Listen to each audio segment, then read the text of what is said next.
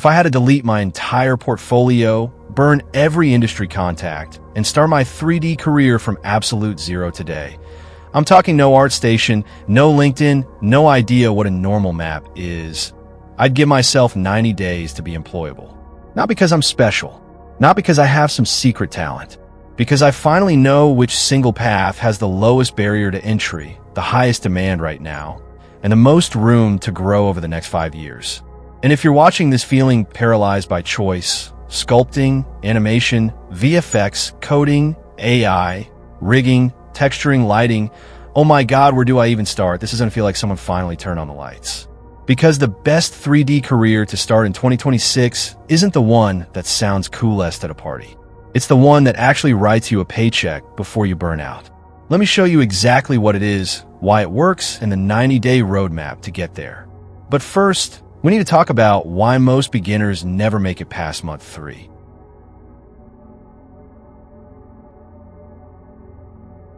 Meet Jake. Not his real name, but his story is in every Discord server. Jake decided to get into 3D 6 months ago. He was pumped. He opened Blender, watched a donut tutorial, then a character sculpting tutorial, then an animation tutorial. Then someone said he needed to learn Substance. Then someone else said ZBrush. Then YouTube recommended a Houdini breakdown, and he thought, whoa, explosions are cool. And now it's 6 months later, and Jake has a folder of half-finished projects and zero clue what job title to even search for. Jake didn't fail because he's lazy. He failed because nobody told him the truth.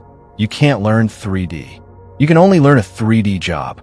The industry doesn't hire people who know Blender. It hires people who solve specific problems. And when you try to learn everything at once, you learn nothing deeply enough to be useful. Here's the unexpected part. Jake's art was actually decent. I've seen worse portfolios from employed artists. But his portfolio answered the question, can I use software? Instead of, can you give me a task and trust me to finish it? That distinction is everything. And it's why the career I'm about to show you is so powerful, because it trains you to answer the second question from day one. But what is it?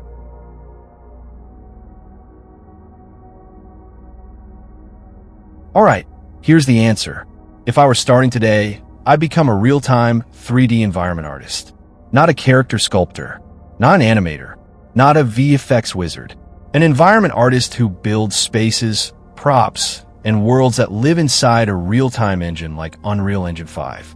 And before you click away because environments sound boring, hear me out. Every single 3D project needs a world to exist in. Games need levels. Virtual production needs sets. ArchViz needs spaces. Product visualization needs scenes. Even character artists need someone to build the room their hero stands in. The demand is bottomless. But here's why it's the best starting career specifically. The feedback loop is fast. You can build a small environment in 2 to 4 weeks. You can see it running an engine. You can show it to someone, and they immediately understand what they're looking at. Compare that to character art, where your first portfolio-worthy piece takes 3 months. Or animation, where one shot takes 6 weeks. Or VFX, where you need a render farm just to see if your smoke looks right. Environment art lets you ship fast. And shipping fast is how you build momentum. But wait, isn't everyone doing environments? Isn't that oversaturated? Here's the twist.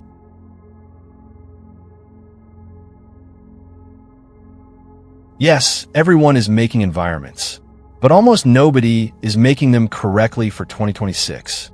I looked at 40 entry-level environment art portfolios last month.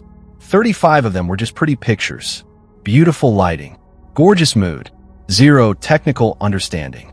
They didn't know poly budgets. They didn't build LODs. They had no idea if their scene would run at 60 frames per second or melt a PlayStation 5. They made art that lived in a screenshot, not in a pipeline. And here's where it gets interesting. AI can now generate a pretty environment from a prompt.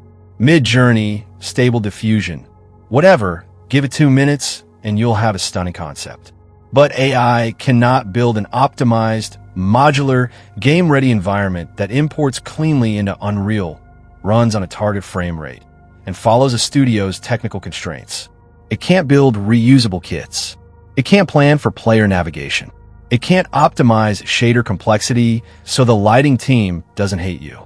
The entry-level environment artists getting hired right now aren't the ones with the prettiest ArtStation renders. They're the ones who can hand a lead a folder and say, here's the scene. It's under budget. It's modular. It's ready. That technical reliability is the moat. And it's easier to learn than you think. But what exactly do you learn, and in what order?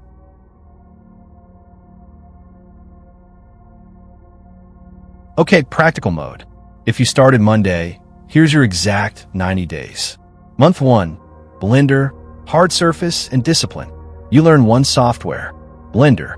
You learn hard surface modeling, props, architecture, mechanical stuff. You learn clean topology, UV unwrapping, and basic material work. You do not sculpt characters. You do not animate. You do not touch rigging. You build 10 props. A chair, a crate, a lamp, a console, a door.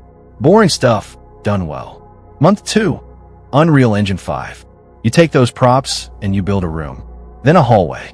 Then a small exterior. You learn lumen lighting. You learn basic materials. You learn how to make things look good in real time, not just in a render window. This is where you separate yourself from every Blender-only artist. Month 3, one portfolio piece. You build one small, complete environment. A sci-fi corridor, a cozy apartment, a forest clearing, whatever excites you.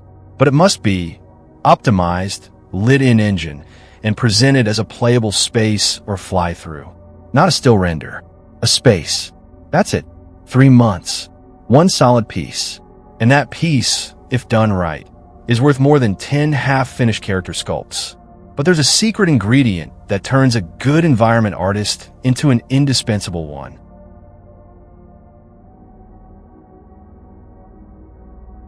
The environment artists who get promoted fast aren't just good at making pretty rooms. They speak 2 languages, art and constraint. They know that a 4K texture on a background rock is wasteful. They know that modular kit design saves the team weeks.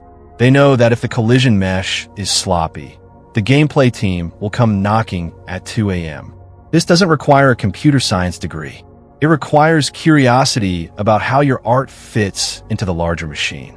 So while you're learning Blender and Unreal, spend 1 hour a week reading about optimization. Watch one video about texel density. Learn what draw calls are. Not because you want to be a programmer, but because understanding constraints makes you a problem solver instead of just a decorator. And studios will pay a premium for problem solvers. But I promise you honesty, so let me tell you who this path is not for.